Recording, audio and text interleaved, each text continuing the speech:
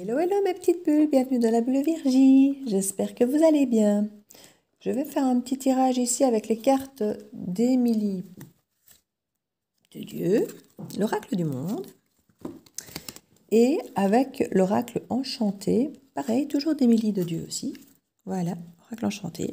Je crois qu'on la trouve sur Etsy, je pense. Non, ou même sur sa page. Il suffit de taper Émilie de Dieu et vous tombez sur sa page, sur sa petite boutique où elle explique tout ça, tout ça. Donc voilà, je pense qu'ils sont encore tous, je pense, tous s'est trouvé encore. Donc voilà, c'était pour les petites infos si vous étiez intéressés. Alors, on a l'imagination. J'espère que vous allez bien. N'oubliez pas que les énergies sont fluides, que toutes les guidances ne peuvent pas vous parler, n'est-ce pas? Pour certains, ça parlera, pour d'autres non. Peut-être parce que ça ne vous arrivera pas que la guidance n'est pas pour vous, peut-être parce que c'est simplement pas encore arrivé. Donc voilà, ça dépend. Alors on a l'acceptation, la rupture. Ben oui, ça c'est quelque chose de compliqué. Hein. Imaginez que c'est une rupture qui n'aura peut-être pas forcément de retour. C'est pour beaucoup, on n'accepte pas la rupture parce qu'on estime qu'il va se repasser quelque chose, que l'autre va revenir. Donc quelque part, on n'intègre pas la rupture, on ne l'accepte pas. Donc du coup, on ne se reconstruit pas derrière non plus quelque part. On attend que ça se refasse, voilà, que la relation se refasse plutôt que d'essayer de se reconstruire. Et du coup, on perd énormément de temps à attendre au lieu de se reconstruire soi-même. Énormément de gens sont dans des situations de séparation comme ça où ils oublient. Enfin non, c'est même pas qu'ils oublient, c'est que leur priorité est d'essayer que la relation reprenne plutôt que d'essayer que eux-mêmes reprennent un sens, que eux-mêmes redeviennent complets et redeviennent une personne complète et pas qui dépend de quelqu'un d'autre. C'est là, comme je dis toujours, qu'on redevient attrayant pour l'autre et les autres et même pour soi-même, quand on est à nouveau complet et qu'on vibre en faisant les choses qu'on aime. En dos de deck, ici, on a l'homme, tempérance, l'espoir, l'harmonie, la paix, la réussite, la passe. Mort, union, mensonge. Ouais, c'est à nouveau quand même assez chaud-froid. Ici, on a quand même de très belles cartes. Alors, une fois de plus, parfois, je me demande si je ne capte pas les énergies de certains masculins ou féminins qui sont derrière, qui ont vraiment envie que ça marche, en fait. Vous voyez, et je ressens toutes ces énergies positives, où je sens qu'on est prêt à tout accepter parce qu'on aime l'autre. Et des fois, j'ai l'impression de ressentir très fort ces énergies-là. Et puis, je ressens de temps en temps, plic-ploc, les énergies de la personne en face qui, elle bloque, quoi, vous voyez. Et on a vraiment ça ici, l'homme qui est très tempéré, plein d'espoir, énergie masculine, hein, vous savez, qui voit l'harmonie, la paix, voilà, et la réussite du projet, de la relation ou du travail, ou peu importe le domaine ici, hein, ça peut être amical, ça peut être familial. Puis paf, elle passe derrière, on a la mort, on a vraiment besoin d'une transformation, on a besoin de transformer ce blocage, cette impasse pour pouvoir être unis. Mais on voit qu'il y a des mensonges, ça peut être un mensonge, on se leurre en fait à penser comme ça. Comme je dis, à un moment, quand on a rompu avec l'autre, on finit parfois par idéaliser l'autre. Souvent, les ex, on les idéalise et on imagine à quel point ça pourrait être merveilleux, qu'on pourrait se comprendre, qu'on pourrait s'aimer, faire mieux dialoguer, mieux faire ci, mieux faire ça. Et ceux qui ont la chance parfois de pouvoir recommencer, ben, se rendent compte que non, c'est pas mieux, c'est juste à nouveau pareil qu'avant, mais avec des valises en plus. Et on se ment en fait, on se ment à soi-même en idéalisant cette relation potentiellement qui pourrait reprendre, vous voyez. On se ment à soi-même. On nous parle ici de destinée et de chance. De faire ce qui est bon pour sa santé, d'arrêter les désillusions, de faire preuve d'un peu de sagesse et de clairvoyance ici par rapport au passé. Que c'est la solution, la clé de pouvoir vraiment prendre des décisions. Et parfois, cette décision, c'est de tout balancer, de laisser les choses parfois s'effondrer si elles le doivent. Accepter la rupture, accepter que les choses s'effondrent, accepter que votre monde s'effondre, que des choses, qu'on perde certaines choses. C'est parfois, comme j'ai pu dire, parfois c'est la meilleure chose pour pouvoir vous reconstruire et peut-être après reconstruire cette relation ou une autre. Mais il faut d'abord se reconstruire soi. Donc parfois on a besoin que quelque chose autour de l'extérieur s'effondre pour se recentrer sur soi, sur sa vie, sur ses besoins, sur l'amour de soi et se sentir complet tout seul en fait. Hein.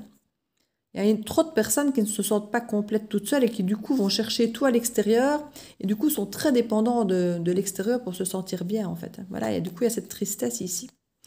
Parfois de la jalousie quand on voit effectivement comment ça se passe de l'autre côté. Hein. Quand on voit que nous on rame, qu'on a du mal à se relever de cet effondrement et que les autres, bah, ils ont l'air de déjà aller voguer vers d'autres cieux, bah, effectivement, il y a cette peur. Qu'est-ce que je vais faire maintenant? Maintenant que l'autre est parti, maintenant que l'autre est avec quelqu'un d'autre, comment est-ce que je vais faire, moi? Vous voyez? On vous dit, il y a des opportunités partout, partout, partout. Mais il faut vous purifier tout ça. Il faut vous arrêter de vous retourner tout le temps vers le passé, vers ça qui n'a pas marché, vers cette personne qui... Il y a plein d'autres personnes, mais il y a surtout d'abord vous. Reconstruisez-vous, vous. Et tant pis si les autres vous trouvent égoïste et trouvent que vous ne pensez qu'à vous et vous ne pensez plus aux autres. Vous devez repasser par ça dans un premier temps. Et après, vous reconstruirez votre monde, votre univers avec des gens qui vous ressembleront, qui seront comme vous. Et tant pis si certains ont dû être laissés au passage. Hein. C'est pas ce qu'on veut, c'est pas notre souhait, mais c'est la vie. C'est la vie et c'est comme ça qu'on évolue. Parce qu'à chaque fois qu'on évolue, les gens autour de nous aussi, notre environnement, nos situations, et c'est ça ici qu'on vous demande d'accepter l'effondrement, d'accepter la rupture, parce que c'est vous détacher de certaines choses qui n'ont plus lieu d'être pour vous faire avancer et puis vous recréer un monde qui est plus adapté. Et comme je dis, parfois on le recrée avec la même personne, mais autrement, parce qu'on a évolué, vous voyez. Et parfois c'est avec d'autres personnes, d'autres environnements. Donc voilà ça. Mais tant que vous ne serez pas complet, vous ne pourrez pas avoir une relation complète, j'ai envie de dire. Et ici, on nous parle de révélation. Peut-être que tout ce que je viens de dire ici, c'est une forme de révélation, qu'une fois qu'on peut l'intégrer, pas qu'on ne doit pas aimer les autres et qu'on doit s'aimer de soi, c'est pas forcément ça, mais on doit d'abord arriver à s'aimer soi et être complet. Et dans son temple intérieur, ici, c'est un travail à faire sur soi-même, hein, clairement, pour pouvoir effectivement imaginer d'aller au-delà de cette rupture, de l'accepter et d'aller au-delà, de se voir, oui voilà, maintenant ça c'est fini, c'est perdu, ça s'est effondré, et maintenant, qu'est-ce que je fais? Avec qui je suis? Qu'est-ce que je fais? Parce qu'à force de toujours attendre de la part de l'extérieur, bah forcément on est déçu, les autres ne nous complètent pas, ne nous nourrissent pas, ou ne font pas ce qu'on attend, ou nous déçoivent, et voilà. On fait pareil avec les autres, hein, ça va dans les deux sens évidemment. À partir du moment où on accepte de se remplir soi-même, de se rendre complet soi-même, les déceptions par rapport aux attentes de l'extérieur sont moins grandes, puisqu'on n'attend plus grand-chose de l'extérieur. Une fois qu'on est complet soi-même, on attend très peu de l'extérieur. Du coup, on est beaucoup moins déçu en fait. Tant qu'on attend de l'extérieur, parce qu'on attend que les personnes nous remplissent et nous comblent ce qui nous manque, que ce soit par rapport à des blessures, d'abandon, de rejet ou n'importe quel autre, on ne peut être que déçu par ces personnes si elles ne comblent pas selon nos besoins, nos attentes. Une fois quelque part qu'on n'attend plus que ces personnes comblent quelque chose qui manque chez nous, ben on a des relations beaucoup plus saines parce qu'il n'y a plus d'attente, il n'y a plus de pression, on n'en veut plus à l'autre de ne pas nous remplir comme on voudrait, vous voyez, donc c'est... Ici on parle vraiment de disputes et d'égarements ici, hein. De naissance. Il peut y avoir quelque chose de nouveau, effectivement. Des nouvelles choses. Peut-être vous, hein, un nouveau travail ou travailler sur vous-même, sur votre imagination, sur ce que vous pourriez devenir. Et ça peut vous amener à de nouveaux projets. Et ça peut être une forme de révélation qu'effectivement, voir de quoi vous avez besoin et qui vous êtes. Et finalement, créer effectivement certaines ruptures. Au sein même de votre fort intérieur, hein, réaliser qu'il y a des choses qui ne correspondent plus parce que vous êtes perdu. Voyez, c'est couper avec des choses dans lesquelles vous êtes perdu, pour lesquelles vous êtes raccroché parce que vous pensiez que ça vous correspondait, que ça vous complétait, puis vous réalisez qu'en fait, vous vous éloignez réellement de qui vous êtes ou de ce dont vous avez besoin.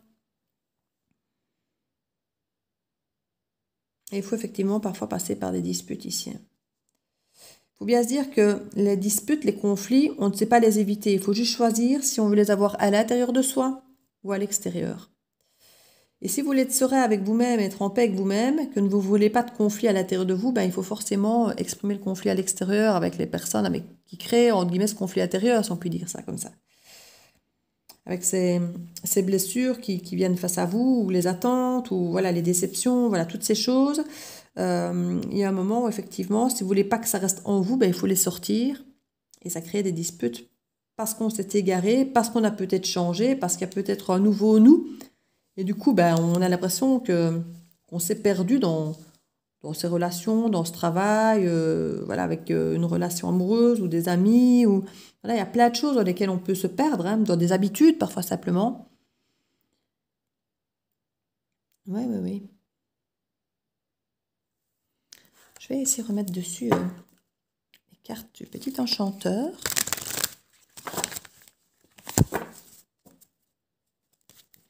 Mais accepter la rupture, accepter l'effondrement, c'est la première clé pour pouvoir commencer à se reconstruire. Tant qu'on n'a pas accepté la rupture, tant qu'on n'a pas accepté l'effondrement et la perte de cette rupture, de cet effondrement, voilà, de peu importe que c'est la perte d'un travail, la perte d'un conjoint, la perte d'un ami, la perte d'une maison, la perte de n'importe quoi. Tant qu'on n'a pas accepté cette perte, on ne peut pas passer à l'étape suivante qui est de se reconstruire, d'avancer. On reste bloqué sur cette perte. Donc c'est vraiment là le premier chemin à faire. Et j'ai plusieurs personnes dans mes guidances qui me laissent des commentaires ici où je sens qu'ils n'acceptent pas, ils attendent. C'est ce que je dis toujours, n'attendez pas, n'attendez pas, n'attendez pas, n'attendez pas. C'est ce qu'il y a de pire pour votre évolution. C'est pas que la personne ne mérite pas qu'on l'attende, c'est pas que votre histoire ne mérite pas qu'elle soit attendue ou qu'elle ne mérite pas d'effort. C'est pas ça du tout. C'est que tant que vous attendez, vous, personnellement, n'évoluez pas. Et souvent, si vous n'évoluez pas, la relation n'évoluera pas non plus, donc elle ne sera toujours pas possible. C'est ça, en fait, qu'il faut vraiment que vous arriviez à comprendre, c'est que tant que vous n'aurez pas lâché prise et évolué, la relation ne pourra pas réexister. Si, elle pourra peut-être reprendre, mais exactement pareil, donc foireuse pareil. Donc il faut que vous puissiez accepter la rupture pour accepter de lâcher prise et accepter d'évoluer, d'avancer, de changer, de vous retrouver, de redevenir complet pour qu'éventuellement cette relation-là ou une autre puisse avoir du sens et se refaire sainement. Et c'est ça que pour la plupart vous avez du mal. C'est pas lâcher prise en disant allez, je décide que cet amour-là ne vaut plus la peine d'attendre ou cette personne-là ne vaut plus. Non, c'est pas ça. C'est vous qui méritez de ne plus attendre et de vivre complètement, d'être entier, de pouvoir. C'est pas. Vous n'abandonnez pas l'autre ou l'amour que vous avez pour l'autre. Vous décidez de vous respecter, vous, pour pouvoir mieux respecter après les autres aussi, quelque part. Hein. Ça va dans les deux sens. Hein. Mais si vous ne vous respectez pas, vous ne sauriez pas être heureux dans une autre relation, cette relation-là ou dans une autre. Donc c'est vraiment ça, en fait. C'est pas abandonner l'autre, c'est pas abandonner la relation, c'est pas abandonner l'amour que vous portez à l'autre, c'est pas ça, c'est décider de, je vais pas dire de faire de vous une priorité, ni de vous choisir vous, même si c'est vrai aussi. Mais ce sont des termes qui peuvent, quand on aime inconditionnellement l'autre, qu'on n'a pas envie, on se dit oui, je suis égoïste et je pense ça. Ben oui, c'est une part d'égoïsme, mais c'est un égoïsme sain. C'est un égoïsme sain. Vous devez vous penser à vous d'abord. Comme on dit toujours, on ne saurait pas remplir avec notre cruche de l'eau dans le verre de quelqu'un d'autre si notre cruche est vide.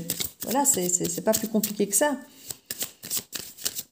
On a besoin de se remplir par soi-même pour pouvoir donner aux autres, sinon on ne saurait pas. Donc c'est vraiment une nécessité de se mettre en priorité, de penser d'abord à soi, de se reconstruire pour pouvoir après à nouveau faire les choses sainement. Si vous reste 3 gouttes dans votre cruche, vous allez faire quoi? Les garder, on va vous traiter d'égoïste parce que vous ne donnez pas vos 3 gouttes, ou vous allez donner vos 3 gouttes? Vous direz, oh, tu me donnes quand même que 3 gouttes, hein? Non, mais c'est tout ce qui vous reste, c'est tout ce que vous avez. Donc finalement, que vous donniez, vous ne donniez pas, on va vous en vouloir parce que ce ne sera pas assez. Non, mais quelque part, si vous n'avez pas ce qu'il vous faut, vous ne vous êtes pas rempli, que vous vous sacrifiez tout le temps pour les autres, vous ne sauriez pas ni vous sentir bien avec votre cruche vide, ni même donner quelque chose de correct aux autres. Donc vous n'aurez que des reproches et des remarques. Parce que dites-vous bien que c'est toujours quand on ne donne pas ou qu'on ne donne plus que les remarques arrivent. Hein. Tout ce que vous avez donné avant, ça n'a aucune valeur. On ne va jamais vous féliciter. Hein. C'est tout ce que vous ne faites plus, on voit. C'est toujours comme ça. Et là, c'est pareil. Vous ne sauriez pas donner quelque chose que vous n'avez pas. Prenez soin de vous. Remplissez-vous avec tout ce que vous aimez, tout ce qui vous fait vibrer, tout ce qui vous fait que quand on vous voit, on se dit « Waouh, t'as l'air bien toi, aujourd'hui, t'as l'air de bonne humeur, tu rayonnes. » Voilà, c'est ça qu'il faut. C'est là que vous attirez les gens. Et vous-même, vous vous sentirez bien dans vos pompes. Quand vous verrez dans le miroir, vous direz « Ah, je suis bien aujourd'hui, je suis content. » Vous voyez, ça fait du bien d'avoir cette image de soi valorisée. C'est super important. Si on nous parle de choix, hein, du choix, prendre des décisions. C'est un carrefour de vie. On vous demande de faire preuve d'audace et peut-être de changer d'angle de vue pour certaines choses, pour votre avenir, pour prendre les bonnes décisions, les bonnes directions pour votre, j'ai envie de dire, votre nouvelle vie, votre nouveau vous. On nous parle de famille, de racines, de lignées, du passé, d'hérédité, tout ce qui est ancré fortement en soi depuis longtemps. Alors certaines choses peuvent être parfois bonnes et qu'on garde telles quelles parce que ça peut être un appui, ça peut être notre force, mais parfois ce sont aussi des choses qu'il faut déraciner parce que c'est parfois ces choses-là qui ne vous font pas avancer, comme certaines fausses croyances ou croyances limitantes. Donc c'est vraiment à vous à savoir ce qui est bon de préserver et ce qu'il faut, entre guillemets, arracher. On nous parle de clairvoyance. Écoutez-vous pour savoir ce qu'il faut garder comme racine ou non. Voyez. C'est un sacré travail et ça demande du courage de faire effectivement ce tri, de faire ces efforts. C'est un gros travail à faire sur soi, ça. Pour renaître, pour se libérer de tout ce qui n'a plus lieu d'être. Et de vous pardonner, de vous être trompé, de vous pardonner d'avoir attendu, vous pardonner de ne pas avoir pris soin de vous, vous pardonner d'avoir fait des erreurs de jugement ou autre, ne vous tracassez pas. C'est par là que ça commence, la sagesse, la maturité, et c'est comme ça qu'on guérit. Pas en s'en voulant et en s'auto-flagellant, en disant j'ai vraiment été trop con, j'ai fait ça, ou en voulant à l'autre, parce que quelque part, voilà, en vouloir à l'autre, ça sert à rien non plus. Hein. Parce que quelque part, si vous êtes là encore en train de l'attendre, parfois on me dit oui, il m'a trompé, il a fait ça, et j'attends depuis 3 ans et il ne revient pas. Mais s'il a fait tout ça, quelque part, pourquoi attendez-vous? Vous voyez, c'est un manque de respect vis-à-vis de soi-même. Et il n'y a aucun jugement quand je dis ça, hein, il n'y a aucun jugement. Hein, je l'ai fait comme vous tous, hein, je l'ai fait et jusqu'à pas super longtemps non plus. Donc, non, il faut vraiment vous respectiez, que vous sentiez bien avec vous-même pour pouvoir être bien avec les autres. Et on le dit, c'est un apprentissage, c'est une initiation à passer. C'est vraiment, c'est le plus gros travail que vous aurez jamais à faire sur vous-même. Hein. Comme je disais il n'y a pas longtemps, c'est la première chose qu'on devrait apprendre, c'est l'estime de soi, c'est l'amour de soi. C'est le premier amour qu'on devrait pouvoir éprouver. Avant d'aimer sa mère, son père, un petit ami, son frère, sa sœur, on devrait s'aimer soi. Or, c'est souvent le dernier amour qu'on va acquérir. Parce que dans notre culture, c'est fais ce qu'on te dit, écoute, partage avec ton frère, ne sois pas égoïste, écoute les autres, fais ceci, fais comme ça. Voilà, être égoïste, c'est un mot négatif. Et c'est quelque chose qu'on ne nous apprend pas à faire, nous aimer. C'est plutôt, on nous apprend plutôt à nous éteindre, à rentrer dans le rang, à faire comme tout le monde, à faire ce qu'on nous dit, à faire ce qu'on attend de nous, que ce soit des bonnes notes à l'école, que ce soit d'être sage, parce que c'est ce qu'on nous demande hein, à l'école et les parents. Et finalement, on ne nous apprend pas à nous aimer, alors que c'est la première chose qui doit être acquise par chaque humain, s'aimer soi. Et puis après, on aime ses frères, ses sœurs, ses parents. Et en fait, c'est ce qui est fou, c'est qu'il faut qu'on attende 40, 50, 60 ans. Parfois, certains ont la chance que ce soit 20 ou 30. Pour s'aimer soi-même. Alors que c'est la première chose qu'on devrait avoir acquis, j'ai envie de dire. Et malheureusement, ça se fait dans l'autre sens. C'est la dernière chose qui vient. S'aimer soi. Et ça, c'est vraiment, j'ai envie de dire, la révélation. C'est la révélation. Quand vous prenez conscience que ce n'est pas une tare de s'aimer soi, que ce n'est pas une tare d'être égoïste, que ce n'est pas une tare de vouloir se mettre en priorité et de se reconstruire soi en priorité avant de vouloir reconstruire un couple, parce que voilà, on ne devrait pas mettre une énergie à se construire soi et construire un couple. C'est d'abord se construire soi et puis construire un couple. On ne devrait pas le faire dans l'autre sens de toute façon. Donc, même si on veut le faire pour faire plaisir, pour faire avancer la relation, pour faire tout ce qu'on voudrait, c'est le mauvais sens. Ça ne pourra pas fonctionner. Donc ça, c'est vraiment quelque chose de super important, quoi. Ici, on nous parle de construction, de fondation, de foyer, de protection des choses qui nous semblent sûres, qui nous semblent ancrées en nous, comme on avait les racines tout à l'heure. C'est vraiment les choses qui nous soutiennent, j'ai envie de dire.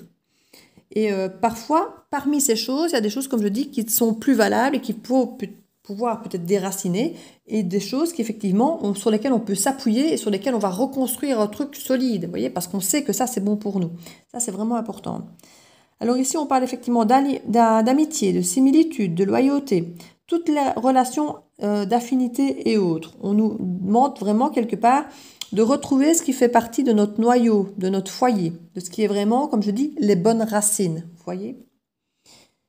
On nous parle d'évidence, de sacré, de choses ici vraiment, de ce qui est, j'ai envie de dire, l'incontournable quelque part, vous voyez.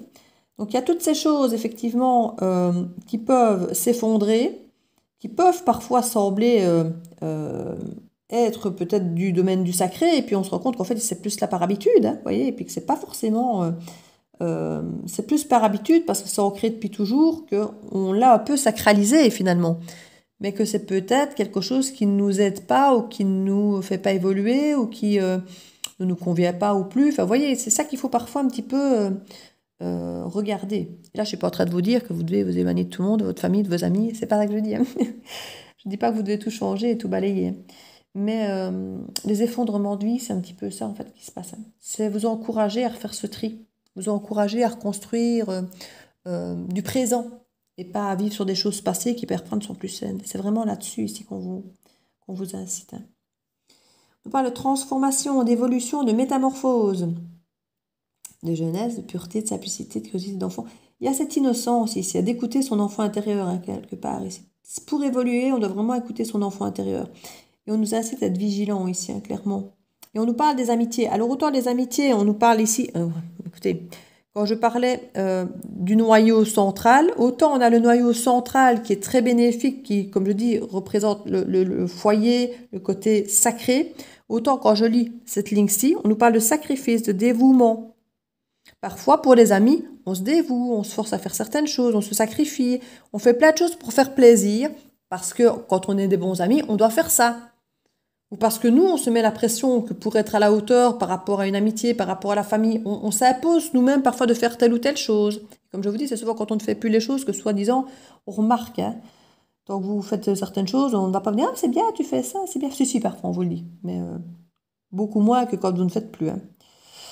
La vigilance, ici, pareil, pas tomber dans ce piège d'être dans le dévouement et dans le sacrifice. Alors on peut le faire, effectivement, de temps en temps, on est bien d'accord, hein. Mais il ne faut pas que ça devienne une façon de fonctionner dans cette relation, que ce soit amicale ou autre. Hein. Vous ne devez pas toujours avoir l'impression que vous êtes dans le sacrifice, que vous êtes dans le dévouement, d'avoir cette sensation effectivement que vous trahissez finalement pour nourrir une relation, pour correspondre à ce que l'autre attend de vous, ou pour vous mettre cette forme de pression, comme je dis, par rapport aux attentes des autres. Donc ça, c'est vraiment vigilance ici absolue, de ne pas tomber dans ce piège, que parce que c'est sacré, je dois forcément me dévouer et me sacrifier, vous voyez, parce que ce sont des personnes importantes, parce que, oui, une fois, 2 fois, mais si à un moment vous avez tout le temps l'impression d'être à contre-courant, d'être à faire des choses qui ne vous nourrissent pas, qui ne sont pas ce qui vous fait du bien, qui ne fait pas ce que vous avez envie, et que vous avez toujours l'impression finalement d'être... pas à contre-cœur, même si ouais, c'est à contre-cœur, à contre-courant, à contre n'importe quoi, en fait, j'ai envie de dire. C'est que ce n'est peut-être plus quelque chose qui vous convient. Alors, soit les personnes, soit la façon simplement dont fonctionne la relation. Voilà, simplement. Donc, tout ça, ça peut demander de s'adapter et pas toujours forcément d'éliminer. Hein. On ne vous dit pas toujours d'éliminer tout le monde, mais les effondrements servent à ça, à réajuster le tir.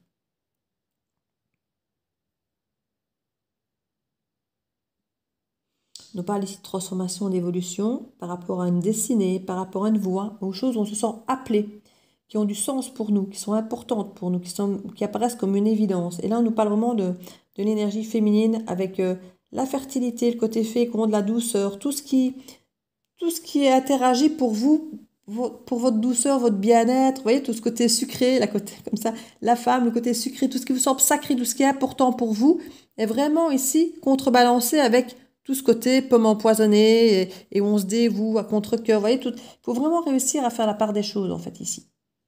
C'est super important. Écoutez votre enfant intérieur, écoutez votre temple intérieur, parce que le foyer ici, c'est vraiment votre temple intérieur. Hein.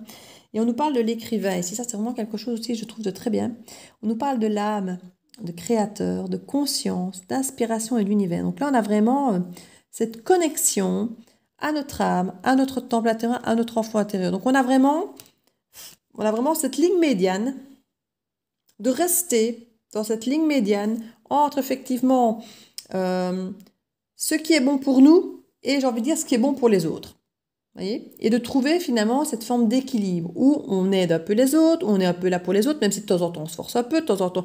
Mais si c'est tout le temps dans le même sens, si vous avez l'impression de tout le temps faire des efforts, de tout le temps, et que c'est peut-être pas forcément rendu, ou en tout cas que ça ne vous rend pas heureux, que ça ne vous équilibre pas, que ça ne vous rend pas bien dans votre peau, vous voyez, c'est qu'il faut rééquilibrer.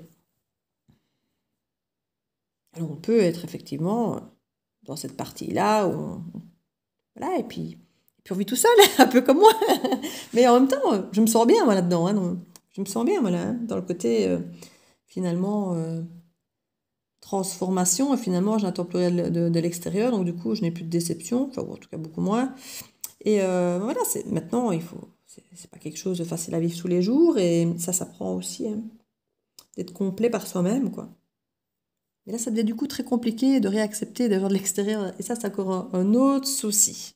Et c'est pour ça que vous n'imaginez pas parfois à quel point vous êtes un réconfort incroyable avec vos messages.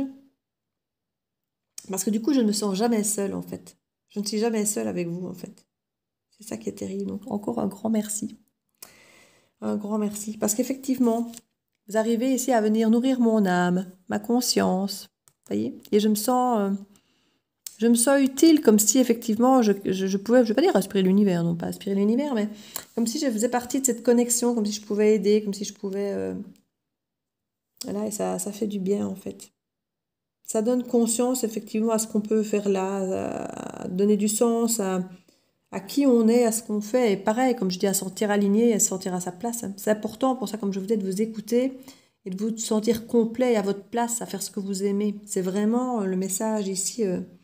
Clairement, quoi. Clairement, clairement. Écoutez, on va mettre une petite carte conseil là-dessus et ce sera bien. Hein. Allez, une petite carte magique. Un petit oracle. Quoique. Non, je prends de Gaïa, tiens, ce sera mieux. Voilà. Petit oracle de Gaïa. On va voir avec le petit oracle de Gaïa ce qu'on peut... Hop là, ben, on en aura deux. C'est très bien. Alors, on nous parle ici, accueille, accepte avec bienveillance tes émotions et pensées, accueille aussi les autres dans leur fragilité avec compassion et intelligence.